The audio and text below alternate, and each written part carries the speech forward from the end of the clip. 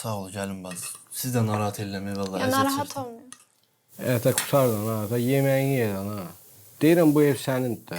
Nə qədər qalırsan qal. 5 həftə, 6 həftə, 10 həftə. Ürəyin nə qədər istəyir qal. Belimdə daşımıram ha səni. Bəhruz, canım üçün deyirəm, mən səni çox istəyirəm də. Çox sevinirəm ki, sənin kimi qohum var Bakıda. İnan Allaha. İxtiyar əmi, karateye gedirəm mən. Bu, həqi. Gəl görüm bura. Görüm hələ qolumu. Ay, bu, maşallah baya boyda ha. Mən də idmana gedirəm uşaq vaxtı. Məktəbdə bölümün yerə yıxan yox idi. Gedək görək, fəncad öyrənmirsən karatədə? Göstər görüm ha. Nə öyrənmirsən? Gəl, əmisi o hərəkət öyrətsin. Bax, davada elə bir. Kimsə sənə yumruq atır, eləmi? Bax, yumruq atanda bu sol əlinlə, bax, başı belə tutursan. Yumruğu belə keçir. Gülürsən ayağına yıxırsan yerə. Yaxşı? Bax, indi mənə elə. Bax, tutaq ki, yabra.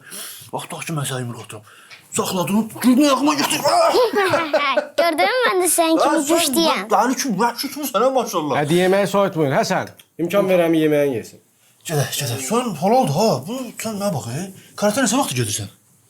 Mənim xoruzum da çox bay-bay xoruz idi. Sənin yadındadır, o vaxt çıxılıydın. Gəlmişdin bizi, apardım səni qoydum onun qabağına. Xuda göçədək, gördün onu, qorxdun, qaçdın. Sonra bir dəfə də qonşu gəldi bizə, onun da xoruzu var idi mənim kimi. Dedi, gəl bunları dalaşdıraq. Dedim, problem yoxdur.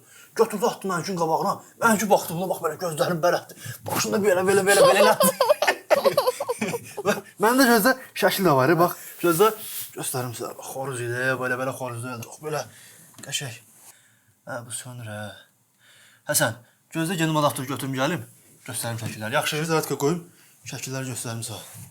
Sən məndən soruşmamış, niyə görə deyirsən burada qala bilərsən? Ay, nə bilim, otağın biri boşdur, nədir? Protezatdır. Bezdim evdə qohum əqrəbə bəsləməkdir. Ha, valla ayıbdır. Eşidib eləyir. Biraz yavaş. Onların ailəsi mənə pis olmayıb bax. Anası rəhmətli. Bəsdir sən sanı. Evimdə başqa adam istəmirəm, başa düşürsən? Yetim yesir saxlamaq bizə qalmalıdır. Get yat danışarıq.